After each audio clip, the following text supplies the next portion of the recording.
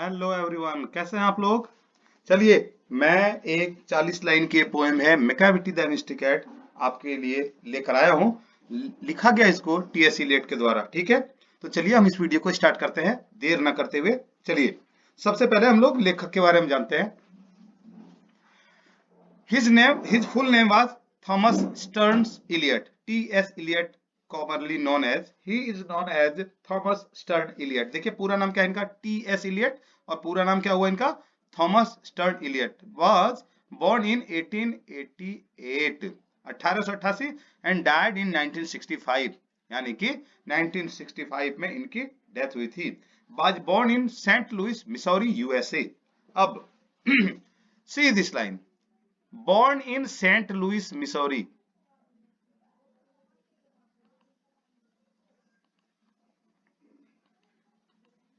देखिए इसको, born in Saint Louis Missouri. कहां पर है ये, मिसौरी। कहां पर है मिसौरी, अमेरिका में। ठीक है, अमेरिका। पॉसिबली ये पहले पोएट है जिनका जन्म हुआ है। नहीं, इसके बाद पोएट तो नहीं, हाँ पर्लस बक भी बाय बर्थ अमेरिकन थी, है ना। तो देखिए, ये थॉमस स्टर्न इलियट, प्यार से आप इनको टीएस इलियट कहते हैं। इनका जन्म हुआ था अमेरिका के सेंट लुइस मिसौरी में। ठीक है, but eventually settled in England. लेकिन वो क्या हुए, बाद में जाकर इंग्लैंड में सेटल हो गए। तो अब आप इनको क्या कहेंगे, अमेरिका में जन्म हुआ और जाके सेटल हो गए इंग्लैंड में। ठीक है ना। तो इसको ऑथर अगर आपको कहना होगा तो अमेरिकन इंग्लिश कह सकते हैं इसको, है ना। जैसे हम लोग इंग्लैंड में कुछ लोग पैदा हुए, अमेरिका चले गए, उनको हम लोग एंग्लो अमेरिकन कहते हैं ना। तो इनको क्या कहेंगे बताइए, कमेंट करके बताइएगा मुझे। चलिए देखिए, फिलहाल कहते हैं कि अब पहला लाइन समझ गए। इनका इनका टीएस इलियट का जन्म हुआ था 1888 में और 1965 में। कहां पर हुआ था, सेंट लुइस मिसौरी। मिसौरी एक स्टेट है अमेरिका के अंदर, वहां पे इनका जन्म हुआ था अमेरिका के अंदर, यूनाइटेड स्टेट्स ऑफ अमेरिका के अंदर। But eventually settled in England, बाद में वो जाकर इंग्लैंड में बस गए। और क्लासिस्ट, ये बड़ा इंपॉर्टेंट शब्द है, जरा इसको जानिए।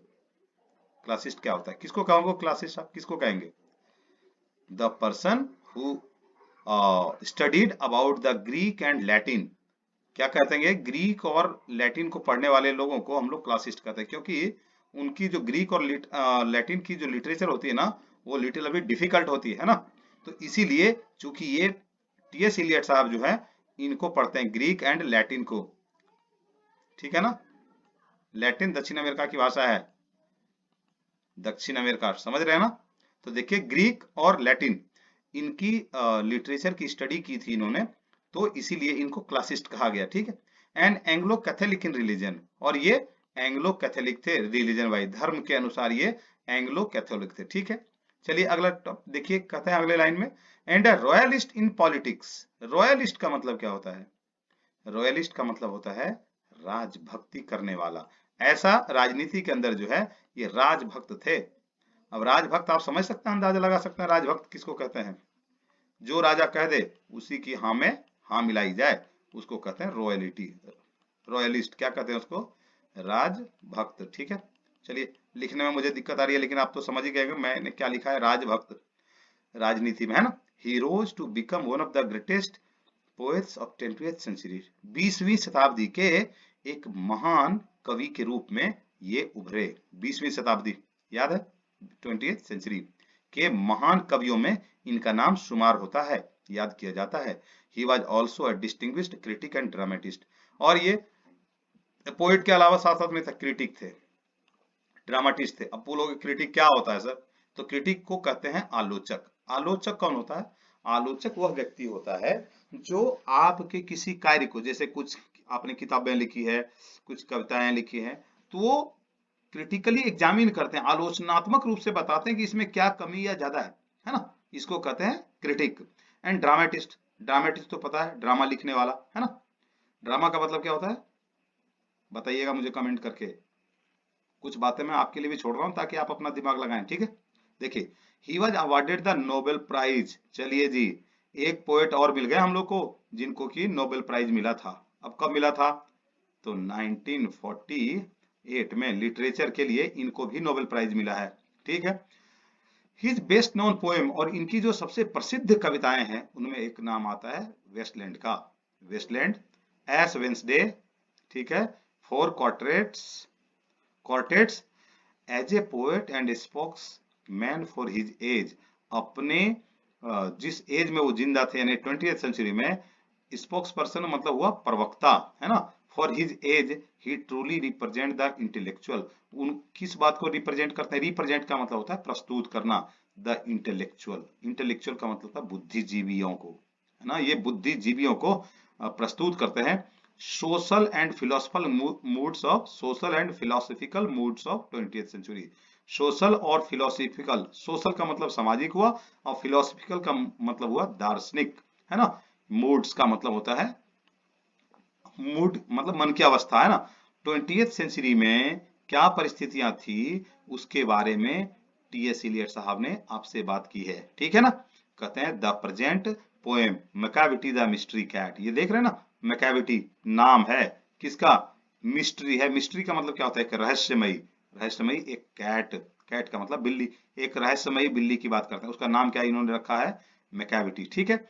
कहते हैं is from his collection called Old Possum's Book of Practical Cats, इन्होंने एक कलेक्शन लिखा, कलेक्शन का मतलब एक समूह होता है जिसमें बहुत सारे इनके लेखनी होंगे, है ना, उसी में से इसको लिया है जिसका नाम है Old Possum's Book of Practical Cats, ठीक है। Which was made into a very successful music, और जिसके लिए बनाया गया था सक्सेसफुल म्यूजिक, सफलता म्यूजिक बना इनके ऊपर, इसके ऊपर, है ना, ओल्ड पॉसम्स प्रैक्टिकल कैट्स के ऊपर में, by the great composer, composer समझते हैं ना, जो कंपोज करते हैं म्यूजिक को, sir Andrew Lloyd weber, sir Andrew Lloyd weber ने इसको, इसके ऊपर म्यूजिक बनाई थी, सक्सेसफुल म्यूजिक, है ना। It is a light poem in mock heroic, light poem का मतलब होता है एकदम बिल्कुल हल्के फुल्के अंदाज वाला पोएम, इसको in the heroic mock, heroic mock का मतलब होता है नकली वीर, मॉक का मतलब आपने सुना, मॉक इंटरव्यू होता है तो मॉक टेस्ट होता है, सुना है कि नहीं सुना आपने, इसका मतलब क्या होता है, परीक्षा के पूर्व उस प्रकार का अभ्यास करना, ठीक है ना। तो ये नकली वीरों सा ये एक पोएम है कि मतलब इसमें बताया जाता है कि ये जो पोएट कैट है वो उसका नकली हीरो है। अब क्या क्या उसमें करता है, तो इन्होंने लिखा है does not need any solemn और डिटेल्ड एनालिसिस, इसको सोलेम स्टडी करने की जरूरत नहीं है, सीरियस स्टडी ना करिए इसकी, इतनी गंभीरता पे ना जाइए, डिटेल्ड एनालिसिस इसकी मत करिए, ठीक है ना। It's charm comes from its NEET rhymes, और इसकी जो सुंदरता आएगी ना वो राइम से आएगी, राइम का मतलब लय होता है जिससे हम लोग राइमिंग इसकी भी बनाते हैं, एंड गैलोपिंग रिदम, गैलोपिंग का मतलब पास पास में होने वाली रिदम, है ना। कहते हैं as well as the comic effect, comic effect का मतलब होता है हास्य प्रभाव, हास्य विनोद होना। मॉन्स्टर, एक मॉन्स्टर, मॉन्स्टर का मतलब होता है राक्षस, डरिएगा मत, मॉन्स्टर का मतलब क्या होता है, राक्षस। क्रिमिनल, मॉन्स्टर क्रिमिनल है, who is in fact a cat, actual में वो कैट है ना।